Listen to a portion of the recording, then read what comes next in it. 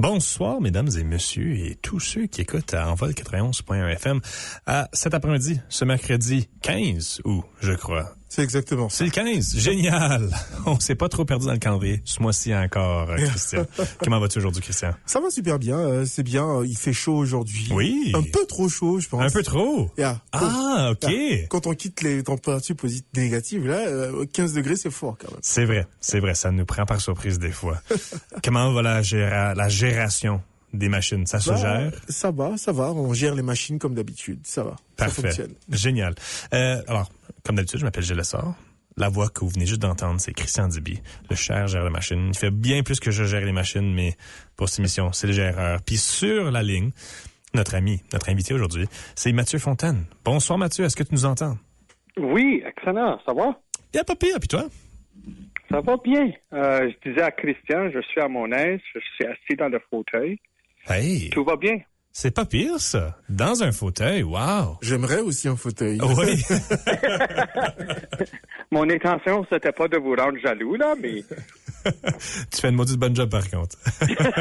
Fait que Mathieu, je sais pas si tu as déjà écouté la chronique déjà, mais on a une certaine séquence des choses. Premièrement, on va parler du match précédent, celui-là qui vient de passer, vendredi passé. Étais-tu présent au match? Non, je n'étais pas. Ah, malheureusement! Oui, j'avais des choses avec ma mère ce soir-là. OK. Et c'était une demi-finale aussi. Alors, je me sentais mal, mais c'était pas toujours la possibilité. Qu'est-ce que tu veux, la vie, ça, tu sais, ça nous apporte des citrons dans plein de différents types.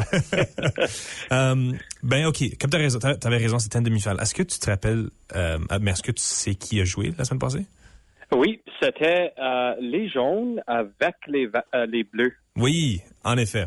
C'est en plein ça. Et puis les jaunes sont sortis vainqueurs, puis ils vont affronter l'équipe, soit les rouges ou les verts.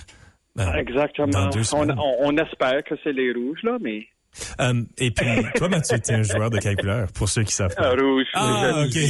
C'était beaucoup évident. Je suis benchwarmer sur l'équipe des rouges. T'es benchwarmer. Tu n'as pas joué vendredi?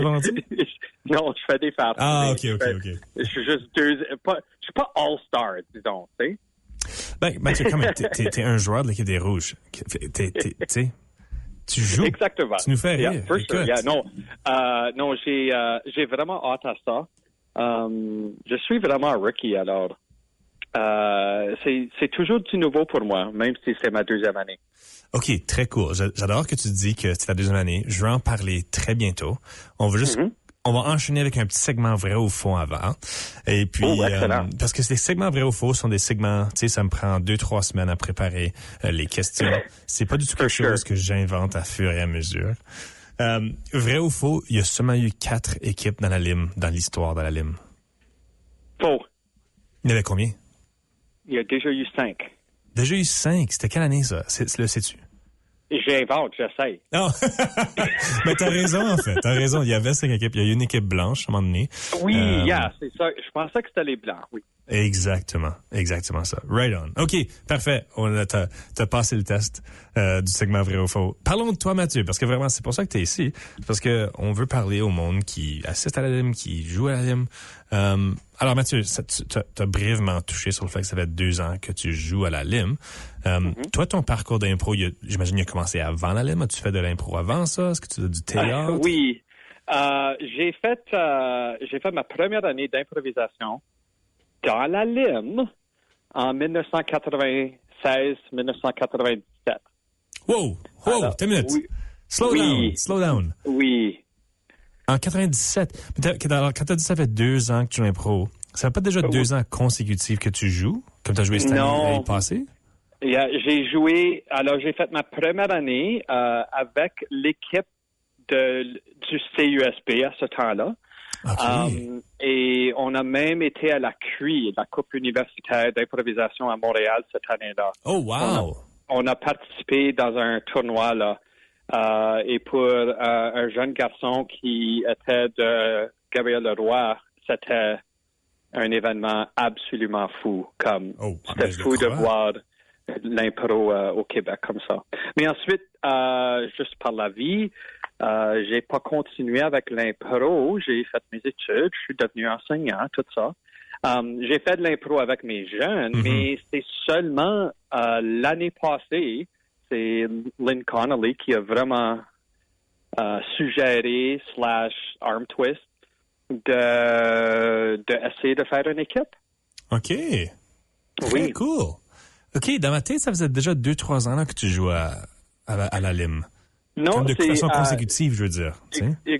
Non, techniquement, je suppose que c'est ma 3e année, là, mais non, j'ai fait 1 an, puis ensuite, petite séquence de 25 ans sans rien. Et non, l'année passée, c'était mon rookie year, puis maintenant, c'est ma 2e année. Très cool, très cool.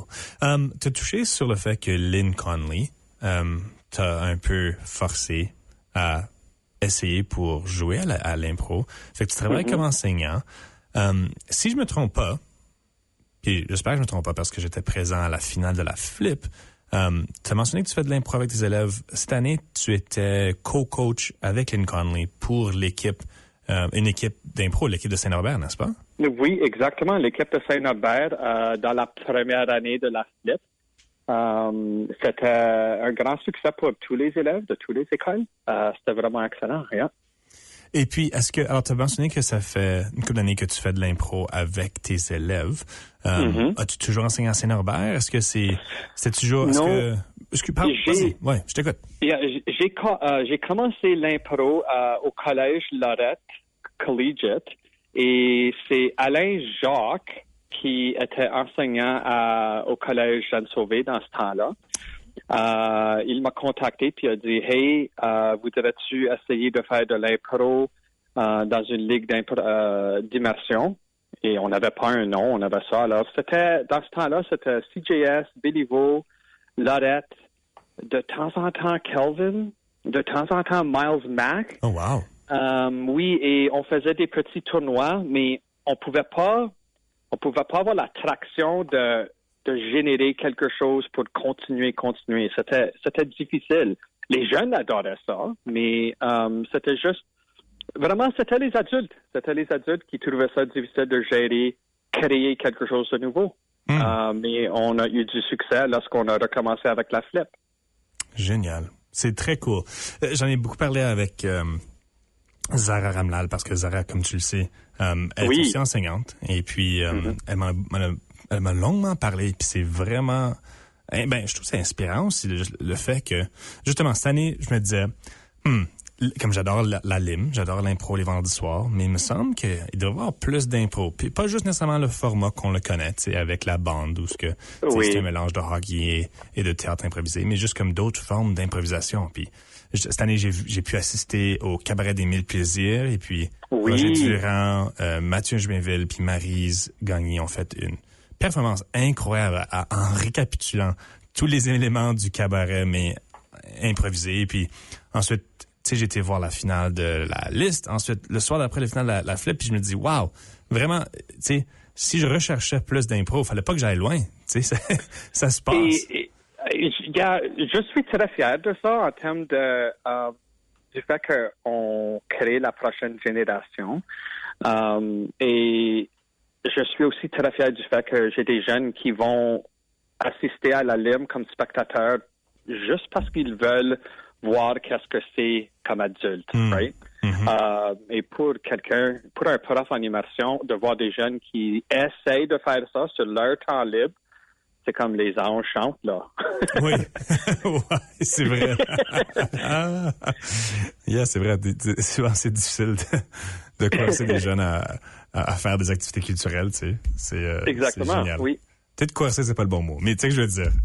Non, exactement. C'est très difficile. C'est la grande culture immense anglophone qui a tellement à offrir. Oui. J'essaie pas d'enlever de ça. Non, c'est mais que parfois on se sent juste on se sent un peu petit. Mais comme tu viens juste de décrire, c'est pas toujours la situation. Non, t'as absolument raison. OK. Fait que, Mathieu, parle-moi. T'avais dit qu'en 97, t'as fait de l'impro avec la lime. Avant 97, avant que tu rentres dans la lime, y avait-tu un élément déclencheur ou j'imagine t'avais déjà vu de l'impro ici et là. Qu'est-ce qui t'a poussé à vraiment commencer à faire de l'impro en 97 puis ensuite finalement, on comprend que récemment c'était plutôt une collègue qui dit Mathieu, tiens, viens donc faire de l'impro. Mais dans ces anciens temps-là, qu'est-ce qui t'a poussé à faire de l'impro? Mais en 97, c'était ma première année d'université. Alors, avant ça, j'étais au secondaire et comme tu sais, parfois, les adolescents, ils se sentent pas comme s'ils peuvent sortir de leur shell. Alors, j'étais comme un peu loser, tu sais. Et je voyais l'impro et, tu sais, à l'intérieur, je me suis dit, man, j'aimerais bien faire ça. Mais honnêtement, j'avais peur. Oui. J'avais peur. Mais c'était probablement à travers des scouts à un camp, un été, on avait besoin de faire des petits skits. Et moi, I was like, oh, ça va être awesome, je vais essayer quelque chose. Puis on a commencé à faire des skits, puis ça a vraiment bien été. Le monde m'a regardé comme, holy smoke, Mathieu, t'es fou. Like, y a-tu quelque chose de mal à l'intérieur, là? Like, c'est comme t'as des démons qui veulent sortir. C'est awesome. Et ensuite, pendant ma première année au CU, je me suis dit, well, il faut vraiment que j'essaye. Alors, c'est comme ça que j'ai essayé. Puis j'ai rencontré beaucoup de nouveaux mondes. J'ai rencontré Pierre Tétrault, qui est aussi un autre enseignant à la Gémaudière. Et je fais bière et steinette avec lui à Lorette. Oh, alors, cool. C'est comme un autre... C'est un peu différent parce que c'est tous des skits planifiés à l'avance. Oui. Mais on planifie ça, puis je fais ça depuis plusieurs années avec lui aussi. Très cool. Puis, tu as mentionné Bière et Saint-Net, c'est plutôt comme du théâtre, scripté, tu t'as dit. Est-ce que tu as toujours fait du théâtre? Est-ce que c'est toujours quelque chose que tu aimes faire? Oui. C'est toujours quelque chose à laquelle j'ai été autour. Est-ce que j'ai déjà fait le théâtre personnellement? Un grand non. Ah, intéressant. Non, j'ai jamais fait le théâtre. J'ai juste toujours été autour du théâtre. Okay. Alors, comme enseignant, soit à la Gémaudière, soit à Lorette Collegiate, soit à Saint-Norbert, je faisais FTJ. Alors, avec mes élèves, on écrivait une pièce, puis on montait la pièce. Et ça, c'est toute une autre avenue des théâtres, évidemment. Oui. Mais j'aimais beaucoup ça. Alors, je suis très dramatique. Non, j'aime ça. Mais toute ma famille dit ça. Mais alors, j'ai aidé d'autres à le faire plus que je l'ai fait moi-même. OK. Ouais. Vraiment cool. Vraiment cool. T'as touché quelque chose pendant que tu parlais du fait que quand tu étais scout, il y avait un temps de faire des scénettes et puis tu avais dit que tu as eu vraiment peur de faire la scénette. Tu avais vraiment hâte de le faire, mais tu avais vraiment peur. Puis j'aimerais peut-être que tu parles un peu de cette dualité parce que je pense que la majorité du monde qui nous voit jouer à la lime, il y a du monde que certains disent « Ah, je pourrais jamais faire ça. » Exactement. Puis je pense que peut-être le monde ne sait pas à quel point que certaines personnes sur la bande, tu dis la même chose avant de rentrer dans la bande. Shit, moi je veux pas jouer, Alors pour toi, de nos jours, quand tu viens jouer à l'impro, y a-tu je vais pas dire une angoisse, mais est-ce que c'est clair que tu veux jouer parce que t'es là, mais il y a aussi, j'imagine, une dualité de peut-être que je la feel pas ou je la sens pas ou il y a un peu peur de monter sur scène. Je peux pas parler pour tous les artistes, mais je pense que plusieurs artistes se sentent comme s'ils sont pas capables. Et en même temps, ils savent qu'ils ont une preuve déjà où, à un temps ou à un autre, il y a eu quelque chose qu'ils ont été capables de dire ou faire qui faisait rire. Et de savoir que tout le monde d'autre à côté de toi qui attend dans les lumières sombres et il y a du monde qui annonce ton nom, qui sentent cette même angoisse aussi à ce temps-là. Alors, c'est comme un shared feeling avec tout le monde d'autre de savoir, hey, oui, c'est un peu épeurant, mais c'est aussi excitant. Et parfois, quand toi, tu penses que tu n'as vraiment pas bien fait sur un impro, c'est seulement toi qui penses ça. Oui. Oui, absolument. Les autres, les spectateurs ont juste vu quelque chose de farfelu ou ils ont vu quelque chose de un peu silly et ils sont là pour rire. Oui. Ils sont là, ils veulent rire. Et donc, quand tu mets ton plein effort, veux pas, ça va aller bien. J'adore ça. Puis je pense que tu as mentionné quelque chose, le sens de l'équipe. Puis je pense que le sens de l'équipe, on va en parler peut-être après une petite pause musique. Mais avant ça, j'aimerais te demander la question. C'est une question vraiment à deux fourches, on pourrait dire. La première fourche, c'est pour toi, tu sais, l'impro, ça représente quoi? Et la deuxième fourche, c'est quand tu joues de l'impro, tu sais, tu te sens comment? Est-ce que tu te sens comme quelqu'un qui prend un personnage ou tu penses-tu, pour toi, est-ce que c'est vraiment le personnage qui prend le dessus quand tu fais ton impro? OK, alors, à la première partie, j'aime ça parce que je peux laisser les murs tomber un peu. Si j'ai une idée un peu ridicule, je peux juste aller avec. Tandis que dans la vraie vie, c'est peut-être une meilleure idée de garder tes idées un peu farfelues ou crazy à toi-même. J'aime ça. Mais en impro, c'est comme, hey, j'ai une idée vraiment stupide. Peut-être on pourrait la développer ensemble. Oui. Alors, il y a cet aspect-là. Mais le feeling que tu as, en autant que possible, pas de feeling du tout. Juste l'extase de faire quelque chose. Évidemment, tu vas rire de quelque chose ou tu vas être excité, mais c'est juste vraiment sortir du vrai monde pendant 1 heure et demie. Oui. Oui. Yeah. J'aime ça. J'aime vraiment ça. Puis la deuxième partie, par rapport au personnage, comment tu te sens, toi? C'est-tu Mathieu Fontaine qui joue un personnage ou c'est le personnage qui envahit Mathieu Fontaine? Ça dépend de la situation. Je pense que j'ai déjà vécu les deux. Il y a définitivement un temps où je prends des éléments de moi-même et je le mets dans un nouveau personnage avec un petit twist. Mais dans d'autres situations, tu te dis, hey, moi j'aimerais vraiment me forcer de jouer ce personnage-là. Alors quelqu'un qui n'est pas confiant du tout, quelqu'un qui parle pas beaucoup, ce qui est clairement l'opposé de ce que je suis, et de actuellement te forcer d'être quelque chose d'autre. Alors les deux, je dirais que, pour moi, les deux ont une valeur. Mais si je suis juste sur le autopilot, c'est prendre des aspects de moi-même et ensuite de les élaborer ou de juste les laisser exploser un peu. J'aime ça, les laisser exploser. C'est pas genre les laisser vivre, juste les laisser exploser. Vraiment prendre la place autant que possible. De les laisser vivre, c'est peut-être mieux dit, là. Genre. OK, Mathieu, on va revenir dans après une petite pause musique, puis on va parler de la valeur de l'équipe.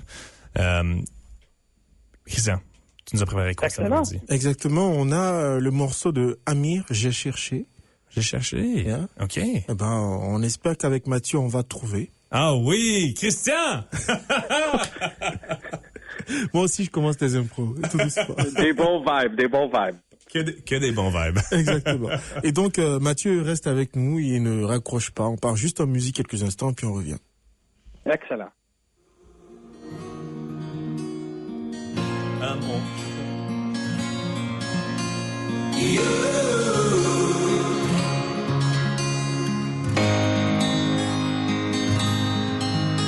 J'ai cherché un sens à mon existence, j'y ai laissé mon innocence, j'ai fini le cœur sans défense, j'ai cherché l'amour et la reconnaissance, j'ai payé le prix du silence, je me blesse et je recommence. Tu m'as comme donné l'envie d'être moi, donné un sens à mes pourquoi, tu as as tué la peur qui dormait là, dans mes bras. You're the one that's making me strong. I'll be looking for you, like the melody of my song.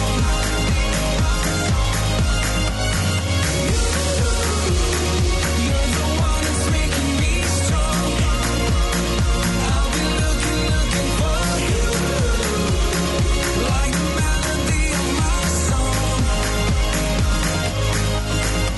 J'ai cherché un sens, un point de repère, partagé en deux hémisphères, comme une erreur de l'univers. J'ai jeté tellement de bouteilles à la mer, j'ai bu tant de liqueurs amères que j'en ai les lèvres de pierre. Tu m'as comme donné l'envie d'être moi, donné un sens à mes pourquoi. Tu as tué la peur qui dormait là, dans mes bras. You're the one that's making me strong. I'll be looking for you, like the melody of my song.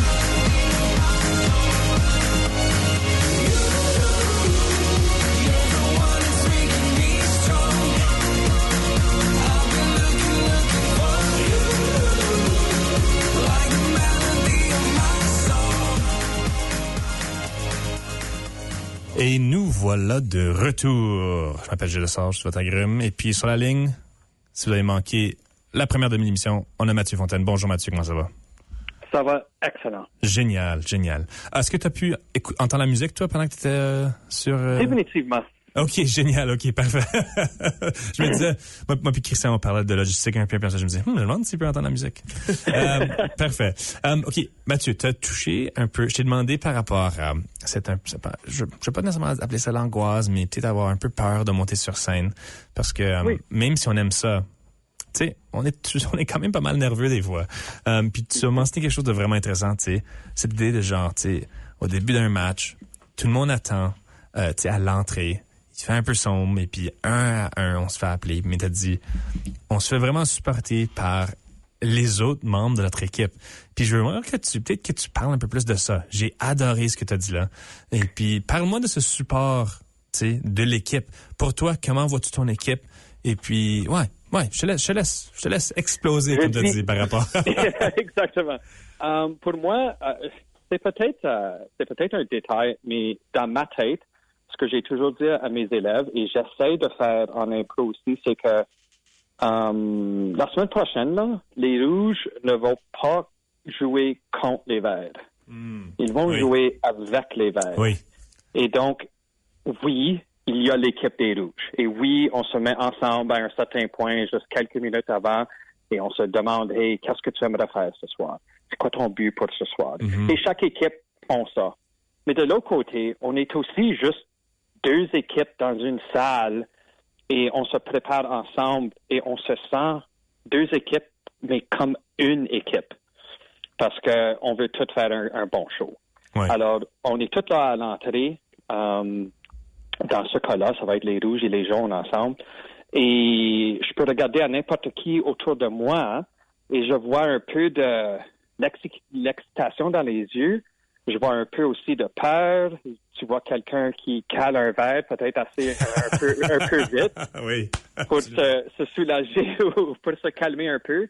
Mais on se nourrit sur cette énergie. Et ça, je peux dire qu'il n'y a pas beaucoup d'endroits dans ma vie où tu fais ça.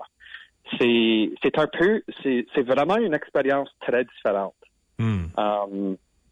Dans les jeux de sport, j'ai déjà vécu ça, mais c'est vraiment nous contre eux. Oui. Mais en impro, j'ai le feeling d'un sport, mais il y a quelque chose d'autre qui n'est pas là dans les autres jeux, comme le soccer ou le hockey ou n'importe quelle autre chose. Et donc, on se supporte.